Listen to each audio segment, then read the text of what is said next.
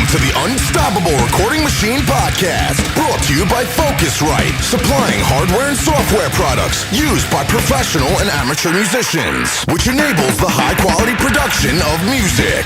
Focusrite, sound is everything. And now your hosts, Joey Sturgis, Joel Wanasek, and EYAL Levy. Welcome to the Unstoppable Recording Machine Podcast.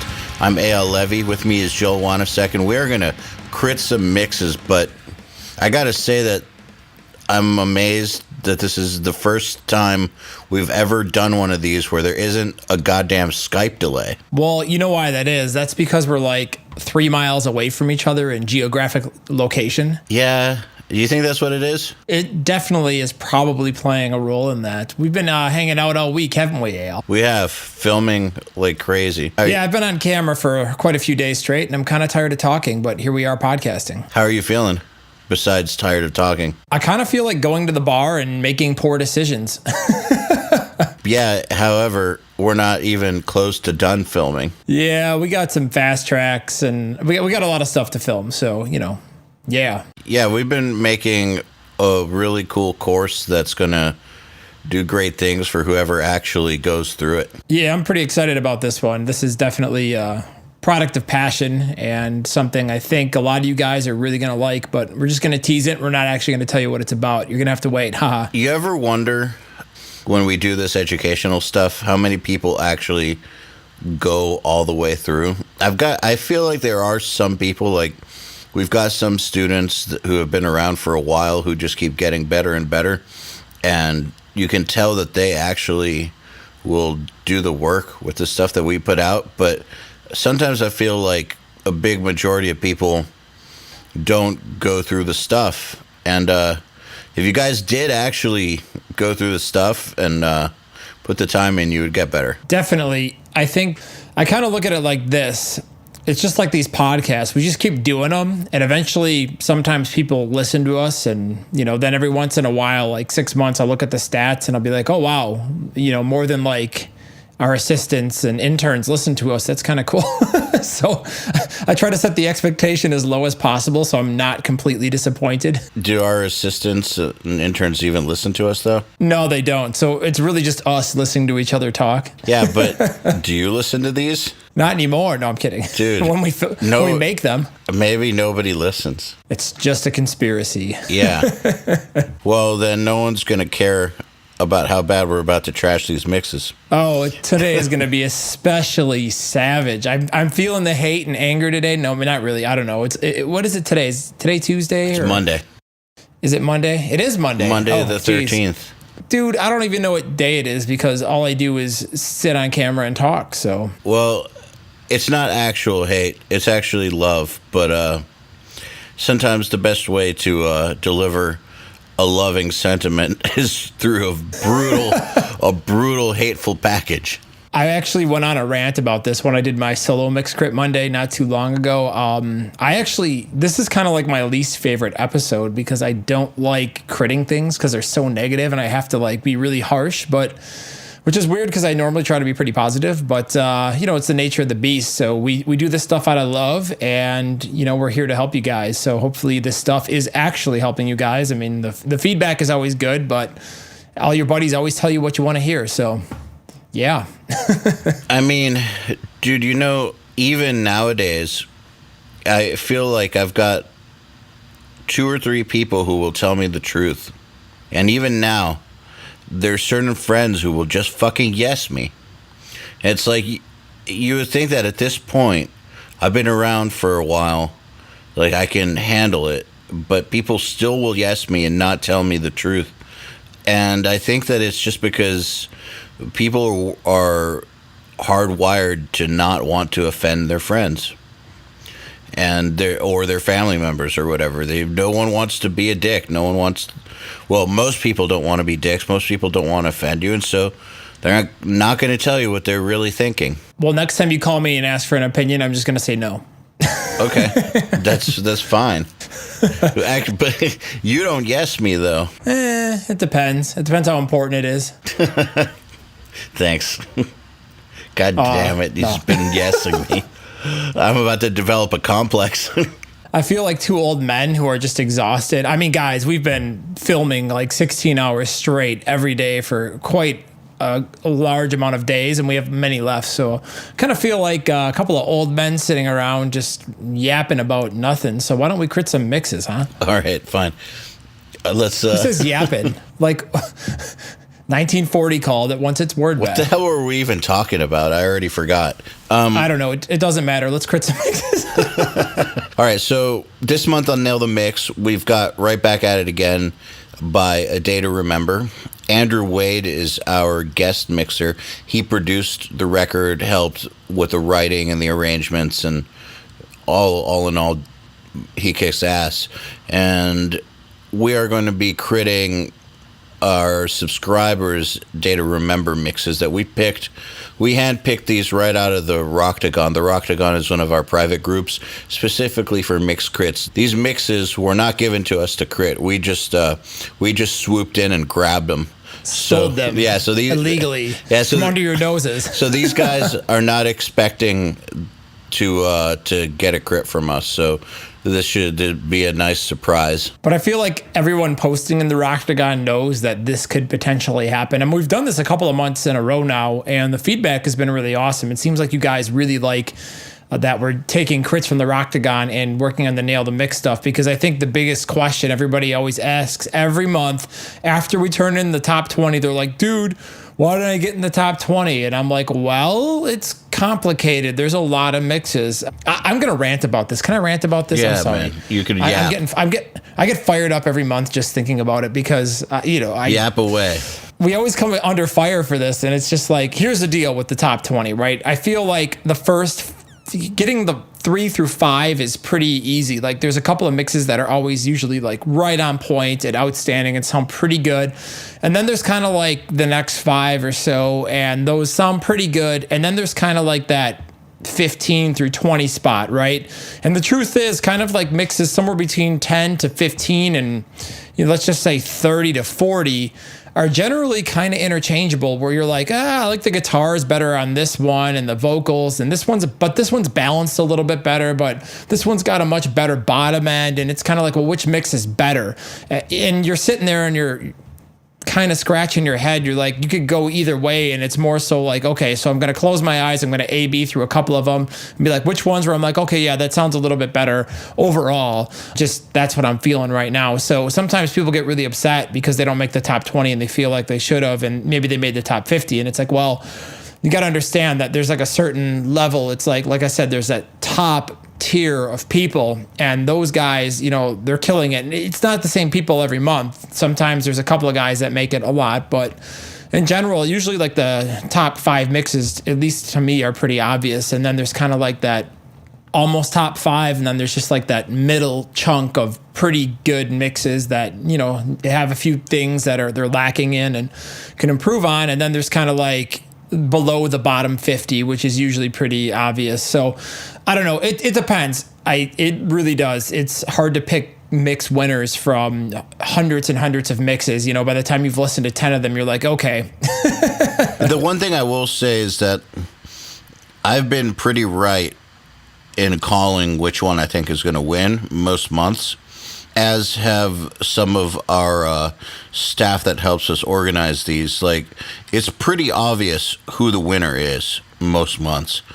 And it's not ambiguous. Like, you can tell when you hear it that there's a couple or 3 or 4 mixes that are just better than all the other ones.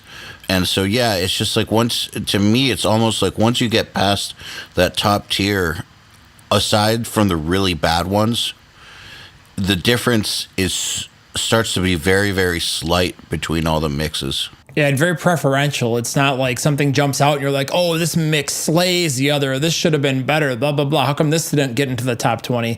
And every once in a while, just for fun, we intentionally throw a troll or a curveball in there just to make sure you guys are actually listening. Like one time I threw one with like auto-tune vocals and stuff like that. I laughed when I heard it. I'm like, dude, top 20. Like, let's see who's even listening this month. So, I would say some people get bent out of shape and really are really passionate. I shouldn't say bent out of shape. Some people do get bent out of shape and I'm genuinely upset, but some people are like really passionate. Like, I don't understand why I was in the top 20. I want to make the top 20. Listen, guys, if you're making the top anything out of hundreds of mixes, you're doing pretty well.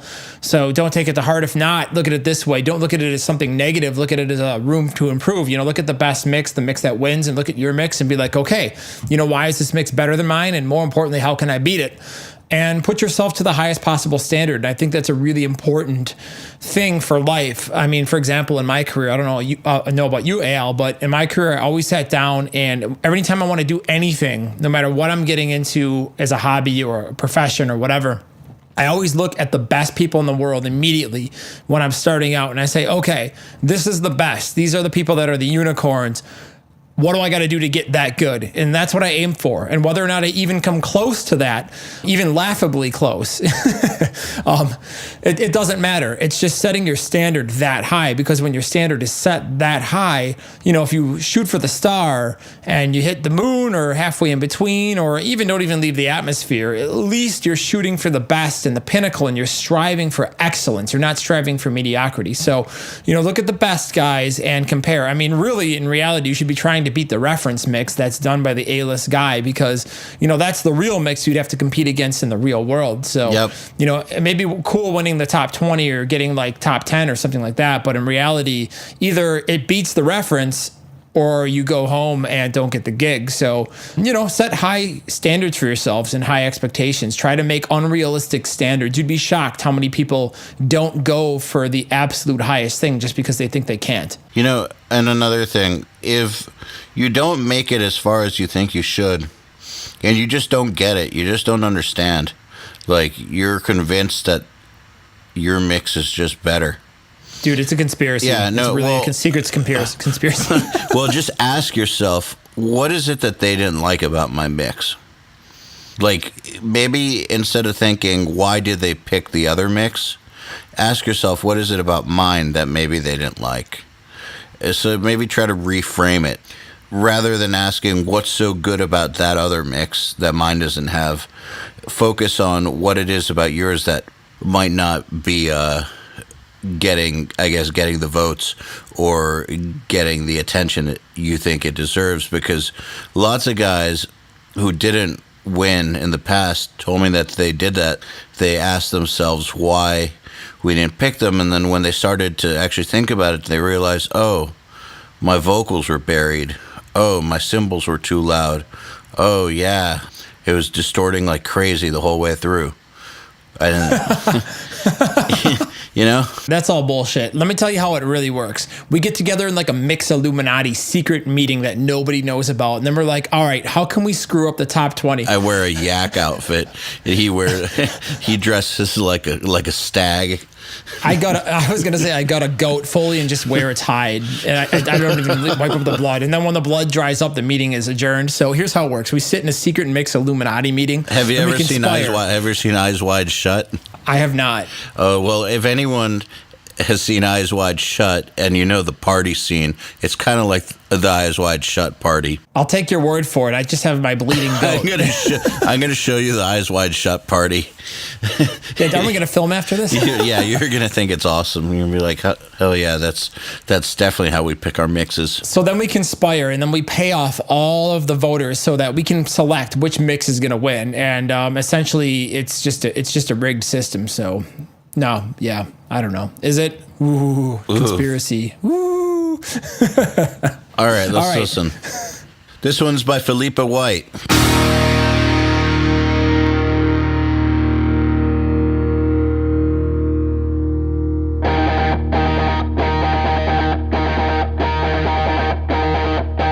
We're coming now, swing it!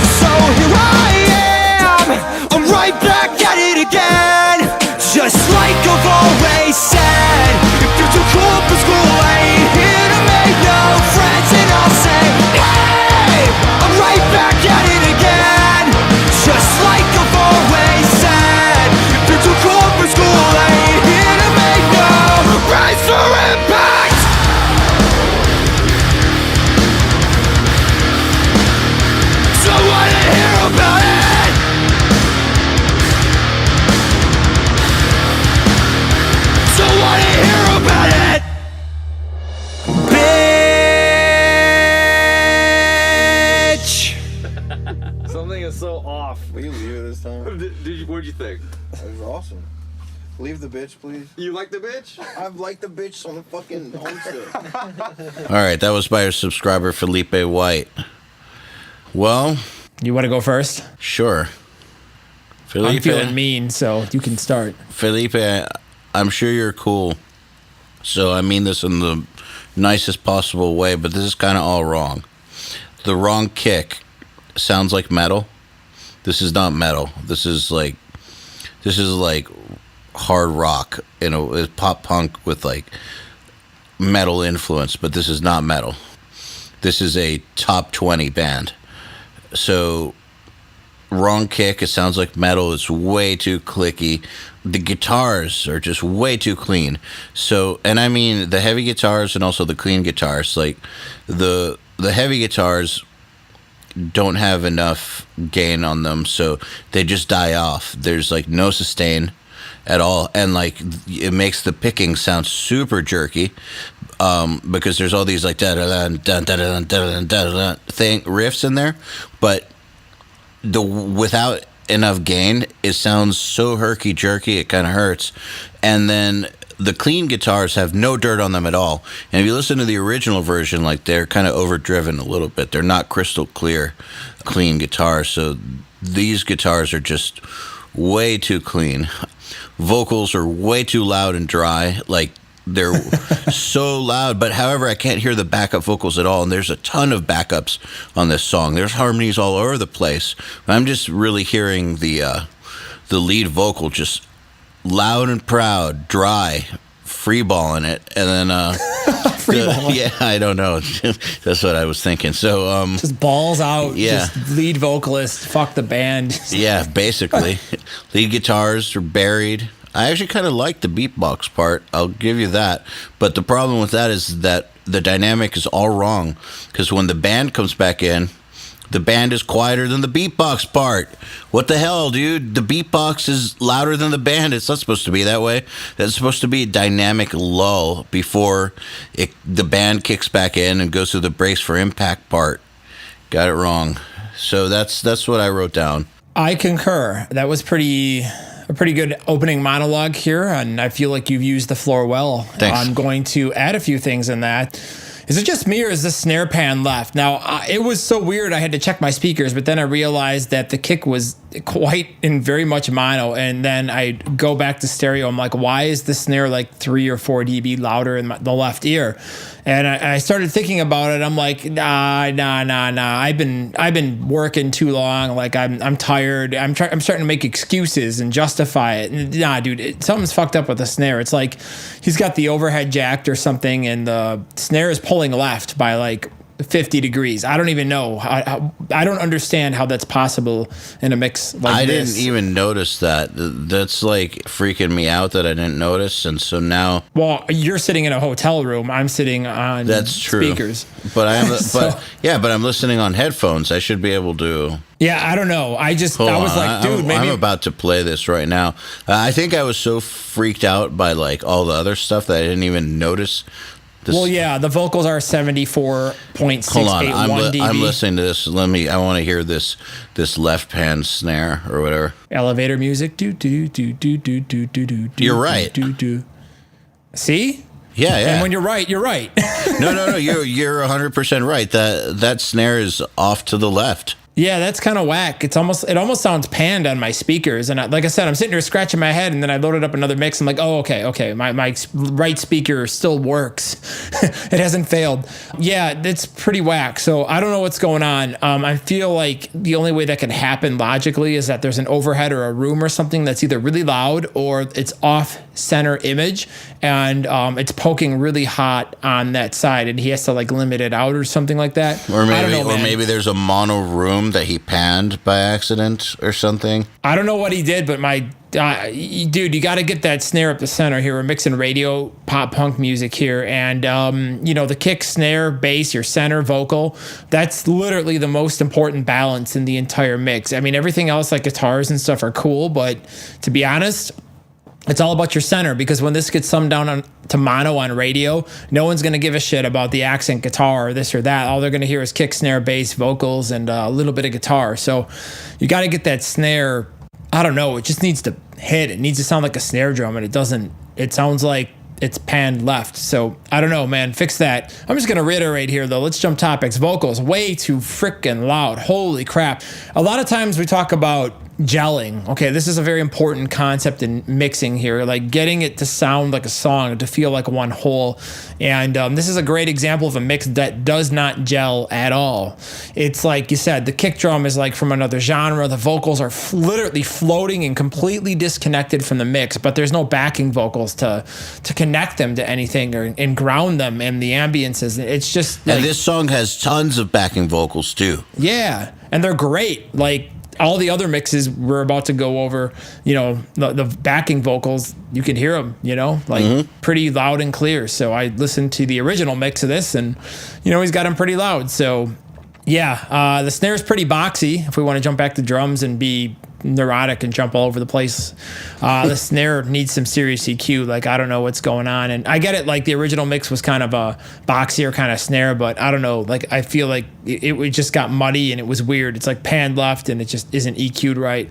But I feel like the bigger, more important, substantial issue here is, aside from not having like the right kick drum and, you know, things like that, are just the balances are off in general. Like the balance is way out of whack.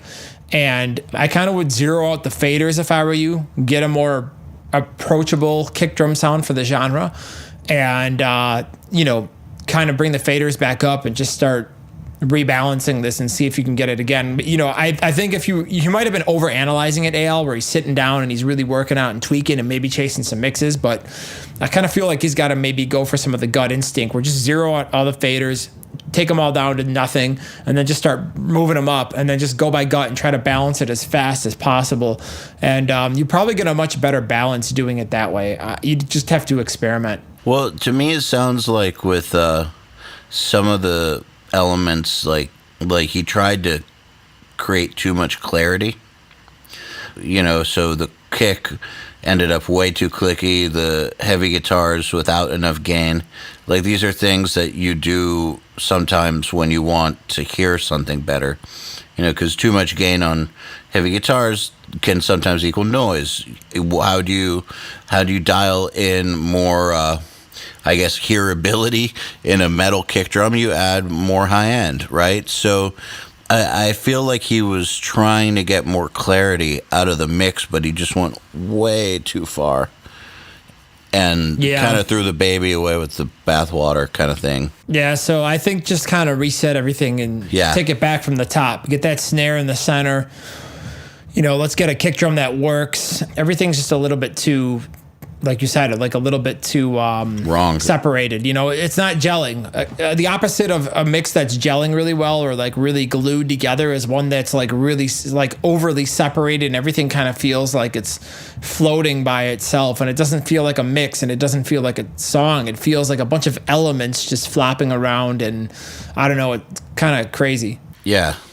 All right. Well, Felipe, good luck with that. I would start from scratch, like Joel was saying. All right, next mix. This one is by Jay Leahy. I'm sorry if I mispronounced that.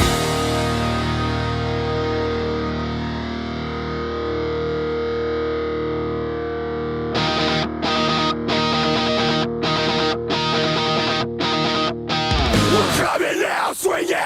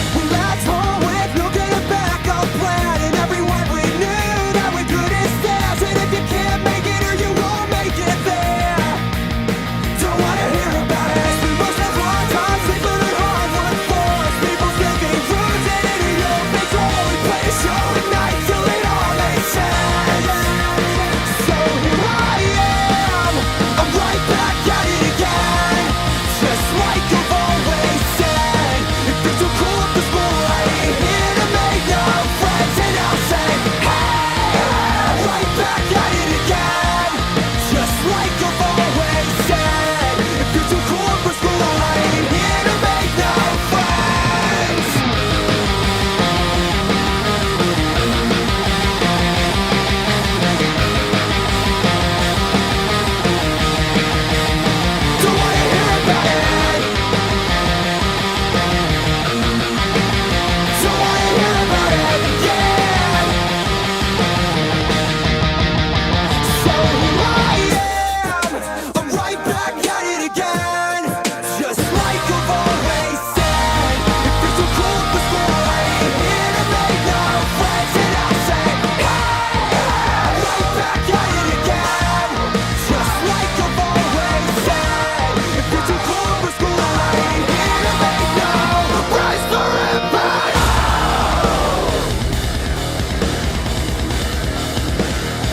Don't wanna hear about it.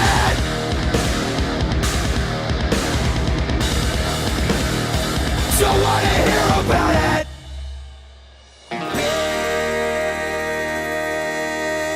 Bitch. Something is so off. We can leave it this time. What'd you think? That was awesome. Leave the bitch, please. You like the bitch? I've liked the bitch on the fucking homestead. All right, Jay. I have a question, and I know Jay's not here to answer, but my question is, where are the drums? I want to know what the hell he's monitoring on, man, because like from 200 to maybe 1K, it sounds like there's just no EQ work. I can't even explain it. It's really weird. There's just a total clusterfuck of frequencies going on. Yeah, it's really weird. Like that frequency range is it's like putting a blanket, I feel like, over everything. It's like this weird, soupy, honky, but like low MIDI kind of just weirdness. Yeah, like, okay, let's start at the bottom, right? So we'll talk about the structural stuff. The kick and the bass, they're a freaking mess. Like the kick and bass, EQ, they are fighting and literally stomping all over each other. And it sounds like, it reminds me of like me and my brother growing up. You know, we just sit and just beat the crap out of each other all day. And like, you know, as we roll around. Can I tell you something I used to do to my brother? What's that? I used to kick his ass. I mean, we were like really young, and and he'd start crying, and then I would like crack a joke, or like or tickle him, or like do anything just to make him start laughing, and then I'd immediately kick his ass again. I did that to mine too. Yeah, and then the moment he's crying, fucking make him laugh again. Oh man, you were savage. I used to beat the crap out of my brother every day for years. But it's like that, you know, it's like two boys fighting. It's literally like the kick and the bass are pummeling the shit out of each other for the entire mix. And it's like, oh, I can hear the kick. Oh, there's the bass. And they're literally stepping. It's like you put them in the washing machine, or no, not the washing machine, the the dryer, and it does the spin, and they just like smash over each other and on top of each other. That's what the mix sounds like. It literally sounds like the kick and the bass are having like a pissing contest, and they're crossing the streams, and like no one's even hitting the urinal. So it's like there's no clarity in the 100. That is so descriptive. It really is. It's a pretty fucked up analogy. It's fantastic. But that's the imagery the mix gives me. Just two streams of piss canceling each other out. That's so good. But the thing is that the kick is so quiet too. That's amazing. And it has no energy or balls either. Yeah. Like there's no sub and there's no push, but then like the whole 80 through 300 to 400 region of both of them, it's just like, what the hell is going on? It needs EQ. Do you want me to? I'm going to come out. I'm going to fly out. I'm going to come to your studio. I'm going to open your stems. I'm going to EQ this part in 5 minutes, and I'm going to come back, and then we're going to recrit this mix. I have no idea where he even lives. Dude, that snare needs a sample. Yeah, about that. Well, I'm just going to drop the mic and stop talking about it. Okay, well, first of all, I feel like having heard the natural snare on this, I would say that anyways, that snare needs a sample.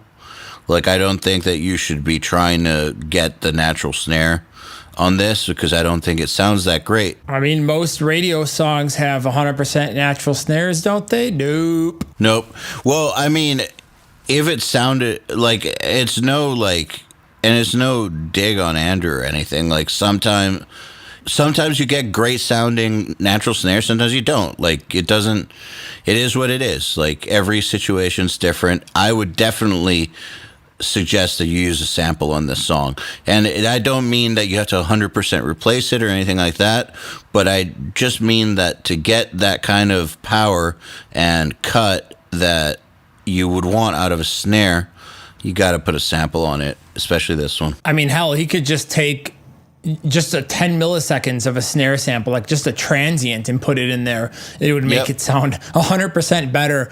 Or something I've been playing a lot with lately, because we're about to put out a transient designer, is like you could put like a high pass detector and just crank the attack on the, everything above like 300 hertz, and it would just totally sound like a different world on a snare like that. So it just needs some love, man. Sample it, or I don't know, like 100 dB of 8K, and maybe not that much, but okay. Can we talk about the guitars for a second? I couldn't find them; they were buried under a blanket. Well, I have two, I have two gripes, and you nailed one of them. But I feel like the guitars are both harsh and muddy, and this doesn't happen very often. But when it does, How come it happens on Mixcrypt Monday so much? I don't know. I 'cause I'm feel good at like picking that 'em. dude in the meme. It's just like, I don't usually make my guitars harsh but muddy, but when I do, and you know what I mean? Like, It's on Mixcrypt Monday. it's definitely for Mixcrypt Muddy. Yeah. All right. Here's what happens. It's really hard to get a guitar harsh and muddy unless it's recorded like shit, which I know these guitars are not even close to. They sound great, like the Raws. So I'm trying to think of advice here that I can give that's actionable, because when a guitar is usually harsh, it's usually when you remove the mud and then you're like, there's some shit in the top end that's got to get taken out, and then you chase it, and that, you know what I mean? You're kind of balancing the mud versus the harshness. But here it's just super boxy in the mid range. It could just be the kick and the bass are pissing over each other. Well, I think that the reason that the guitars are so harsh is probably because the cymbals are so fucking loud and painful that the high end of the guitars and cymbals are pissing all over each other up there. Now, I feel like you've got the same thing going on up there that you have with the kick and the bass. High end of the guitars and cymbals are just fighting for who can be more annoying. Man, this is like Mixed Rage Monday. This isn't even Mixed Crit. All right, so what advice can we give him? First off, Notch those frequencies on the cymbals and turn them down. yes, I think we should. I wonder what he's monitoring on, because I feel like it's like NS10s all of a sudden. Like, he added the NS10 EQ curve to the entire mix. You know what I mean? Like, he's got to go in and he's got to, like, if you just took a master cut from like 150 to, let's just say 1.5 to 2K, and just cut out like 3 or 2 dB with a really wide Q, I mean, it would be, angels would come down from the sky, and like choirs would trumpet, and it would be like a great celebration, and like monuments and statues would be erected. Like, it would be a much better start to this mix. So I almost feel like he's got to zero out his EQs. He's got to kind of set everything back, and then just kind of restart, try to get the structural stuff with the kick and the bass more solid, and the bass needs to be under control, and then just see about clearing up some of that mid-range and get them damn cymbals down and try to clean up the top end. I don't know. It's a lot of work needs to be done on this one. So hopefully there's some sort of valuable advice in that, because sometimes you got to know what you're doing really wrong before you can say, okay, I know what I did. It's like a couple times on Mix Rescue. I've had it and I've opened it up and I've been like, okay, I'll go through the stems and they'll have some crazy plugin. I'm just like, just turn this damn thing off. It's fucking everything up. Like, as soon as you start turning off all these weird like distortion plugins, and like, I was doing one, they had like that Manny Mariquin distortion. I don't know how to pronounce his name. If I butchered that, I'm sorry. He had this distortion plugin on everything, and it was just totally destroying like 90% of the mix. And as soon as I turned it off, immediately, the mix was like night and day better. So sometimes there's some weird situations like that where like somebody reads like, oh yeah, I got to saturate, man. Saturation's how I get a great mix, blah, blah, blah. And then they put a saturator on everything. All it does is destroy the mix. Well, let me give you an example of that done right is Taylor Larson. Most of his moves are through saturation, interestingly enough. Like, I mean, of course he EQs and compresses and stuff, but a lot of stuff that a lot of people would normally do through EQ or compression, he does through saturation, and it sounds great. He knows what he's doing. But Man, I feel like also in addition to the EQ being weird on this, like they just need to, I would recommend that before they even EQ, they try to just get the levels rocking. Like, Yeah, we're 0 for 2 on levels today. I just want somebody to send me a mix with like decent levels on it. yeah, these levels are fucking horrible. And I'm sorry to say it that way, but that just came out as honest as it could be. Like, these levels are shot, man. Like, they need to get the levels first and then start doing some EQ, I think. Because why even EQ something if the drums are multiple dB on way too quiet under the guitars and stuff? And it's also the vocals too. They're so undermixed that I'm struggling to understand what he's saying in the verses. And I know that these vocals are clear as fuck. I know because I've probably heard this song about 50 times. Well, I got an idea, Al. We're gonna start a new thing. Nail the Mix is cool and all, and you know, we appreciate you guys for all subscribing to that. But we're gonna cancel that, and we're gonna start a new one. We're gonna call it Nail the Balance, and we're just gonna do fader levels. Either that, or I'm gonna do like a 40-hour course on just balanced.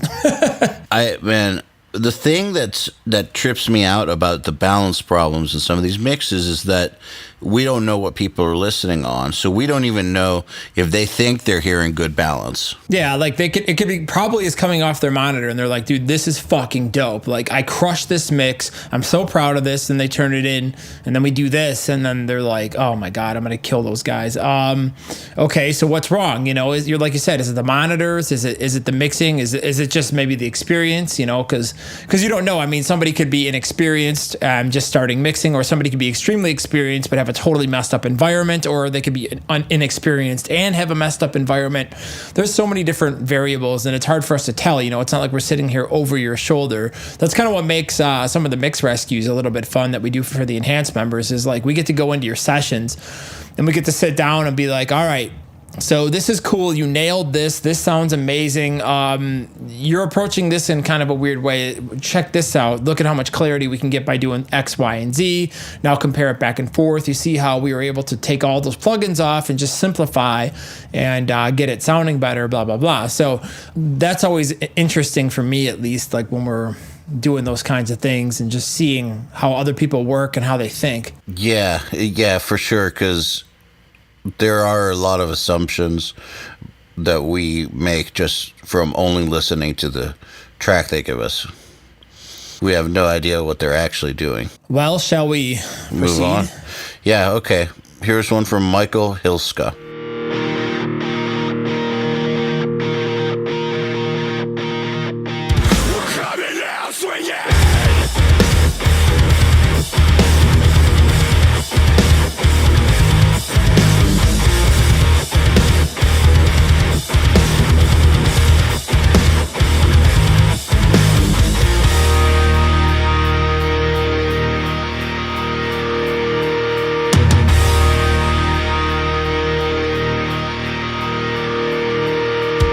Started out in the spring of 2003. Never went to school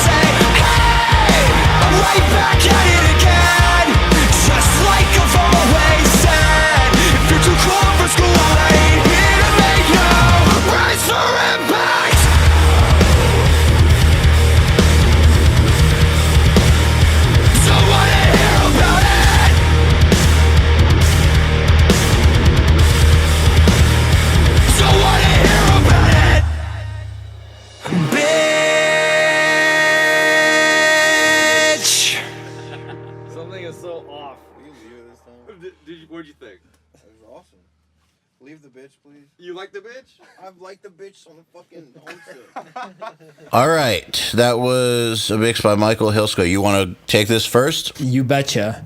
So I feel like I just want to get this out of the way. Remember how loud the vocals were on the last mix? Yes. If we were to take the bass from this mix, which is equally as loud, and put it with the vocals and just have like a bass vocal band, it would be balanced pretty well, I feel like. Oh, you mean the first mix? Yes, sorry, the first mix. I have mix amnesia. Yeah, okay, so the way too loud vocals from Felipe's mix with the way too loud bass from Michael Hilska's mix. And the toms from this mix are also some of those like high tom fills where it's just like ding ding really fast. It's literally like 6 dB louder than the mix. It jumps out and I almost jump. I'm like, holy shit, that scared the crap out of me because I was rocking it pretty loud. I do think that this was the best one out of the three, just because I guess it had the most energy. Yeah, let me say something positive about this mix. The bass is completely fucking wrong, and everything about it needs. We're gonna get into detail. Let me say something positive. But dude, his vocal mix, he fucking nailed it, man. It's the tone, the EQ. He did a pretty good job comparatively. Like the vocals sound like that kind of like they do on the album, you know what I mean? Like the vocals sound really good on this. So when I was listening to it, I was like, all right, like I can ignore the fact that the bass is 6 dB too loud, flying all over the damn place, and like the whole 100 to 200 area is just completely out of control. But aside from that, man, the vocal mix sounds sweet. It's kind of like take your vocal mix and just do the whole rest of the mix again and make it fit and sound as good as the vocal mix, and we'll have a real badass mix. How's that for general advice? No, I agree. I do feel like there's something that sounds a bit overpushed about the entire mix to where there's something painful happening. Like, Yeah. I don't know what it is because I wasn't able to zero in on frequencies in certain instruments, but I just feel like there's something like jumping into my ears like a knife.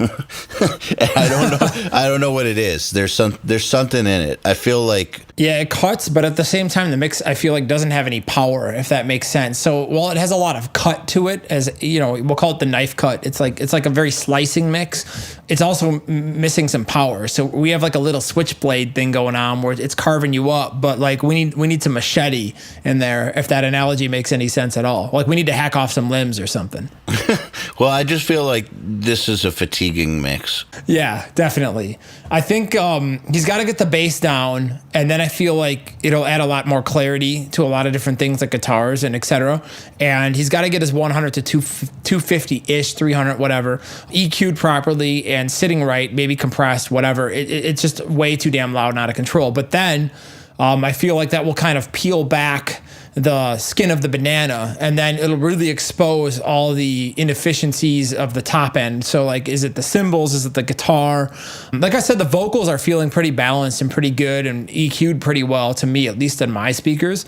So I think there's probably some cymbals, guitar, and some other anomalies up there that need to kind of be chased. But again, the bass is so overbearing that it draws your attention, and I feel like it's kind of like masking because it's so damn loud and out of proportion. Bring that back, and then we're going to really open up that top end, and we'll be like, okay, well, this is what's wrong with the top end. So, you know, he's on the right track on some things. He's really, I don't know, he's got to have some kind of bass monitoring situation. Maybe it's like the typical, like, I don't have a sub. Let me tell you a story about subs, actually. Okay. So I was doing a one-on-one on Enhance the other day, Al, and I had a guy who like a month and a half or 2 months ago, I had a one-on-one with him, and he was mixing in this gargantuan room, and he didn't have a subwoofer, and he sent me a mix, and his bottom end was just messed up. So I really hammered on him for it.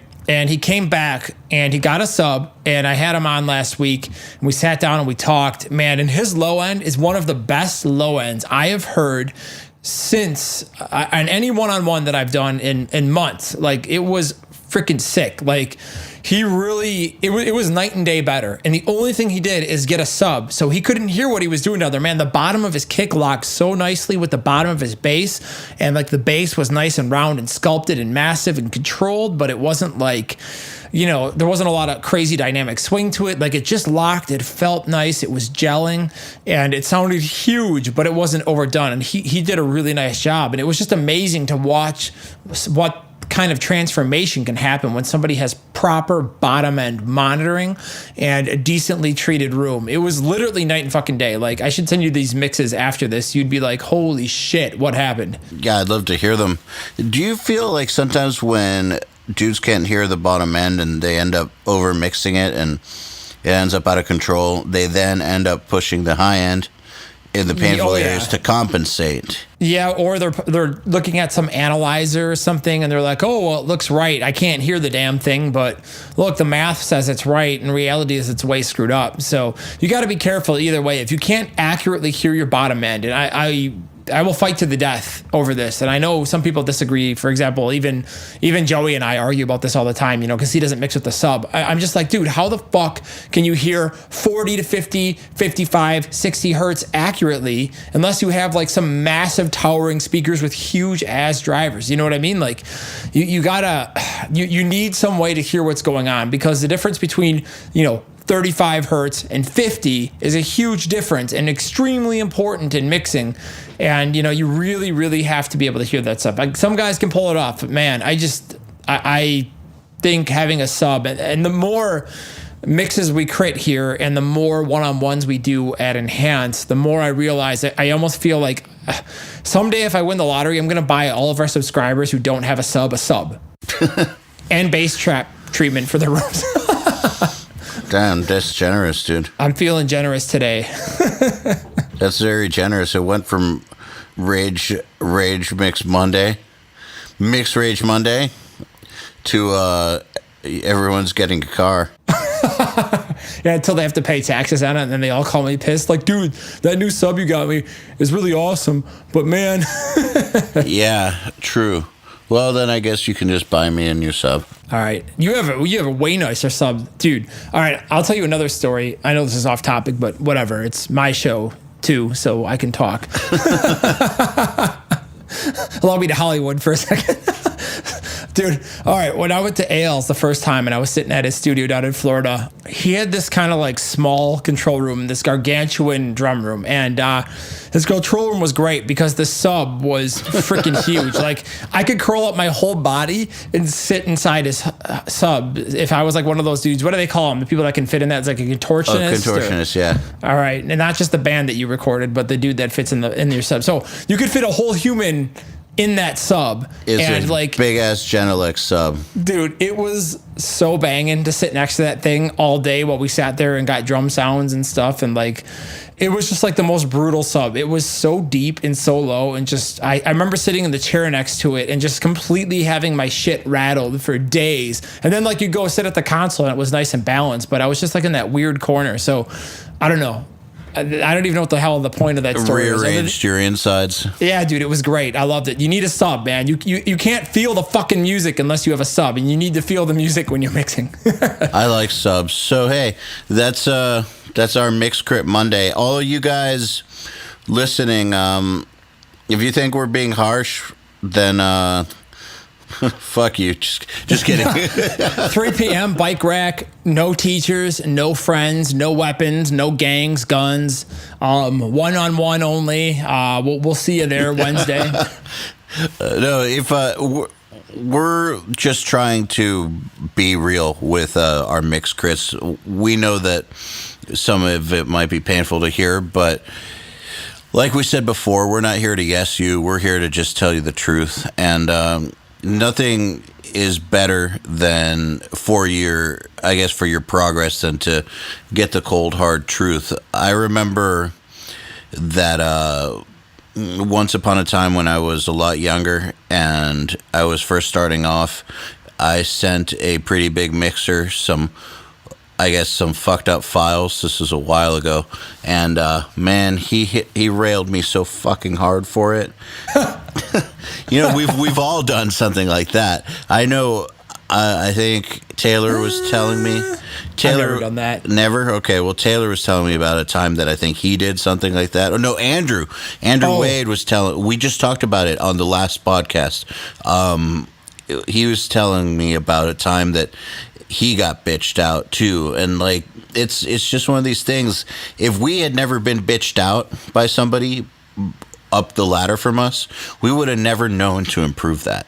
And Hey, so I had a big fat Greek manager when I was in a band that we would come to band practice, and he would spend the first 45 minutes of our business meeting every week screaming at us and telling us how much of worthless pieces of shit we are, how unsuccessful we are, how we're gonna fail. It was great. I loved every second of it. We got so much shit done with that guy. He was amazing. yeah, man, it's important to get to get checked. So I hope that all of you guys listening go back and listen to your mixes with more critical ears and try to apply some of the some of the advice that we doled out this time to your own mix if it's appropriate. And if you're not subscribed and you want to get these multi-tracks and have your own go at A Day to Remember's Right Back at It Again, just go to nailthemix.com/ADTR and get on the Day to Remember Nail the Mix train. Balance, balance, balance. That's today's takeaway. Learn how to balance, everyone. It's a skill and an art, and it's so stupid and fundamental that everybody doesn't give a shit about it and glosses over it because they all want to do parallel, sidechain, saturated compression, post EQ with a dip of reverb send. So yeah, that made no sense, but you know what I mean? Like, everybody wants to run before they walk. Get your balances together first. You could probably, sometimes I feel like you could hit the top 20 by just balancing a proper mix and then maybe using a shelf EQ. With some of these tracks we give you, hell yeah, you could. I mean, seriously, guys, it's doable. Fundamentals are everything. So take that one to the bank. I feel like we say that a lot, but It's you true. can't ever say it enough because it's just so true. I mean, the biggest breakthrough I ever had in my mixing when I went from like really shitty to not quite as shitty, but I got a lot of clients, was when I realized I was overdoing things and overthinking things, and I really wanted to just settle back into more of the fundamentals of my mixing. And I kind of simplified and concentrated on the basics. And I found very quickly that my mixing improved night and day in a very short period of time. So, you know, it's cooler to like walk around and say like, yeah, you know, I use this really crazy mix technique and I came up with this crazy way of doing this. I mean, that's awesome. But if you're missing your balance, it doesn't matter. That's right. All right, guys, we'll talk to you next time. Cheers. The Unstoppable Recording Machine Podcast is brought to you by Focusrite, supplying hardware and software products used by professional and amateur musicians, which enables the high-quality production of music.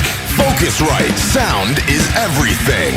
Visit Focusrite.com for more information. To ask us questions, make suggestions, and interact, visit urm.academy/podcast and subscribe today.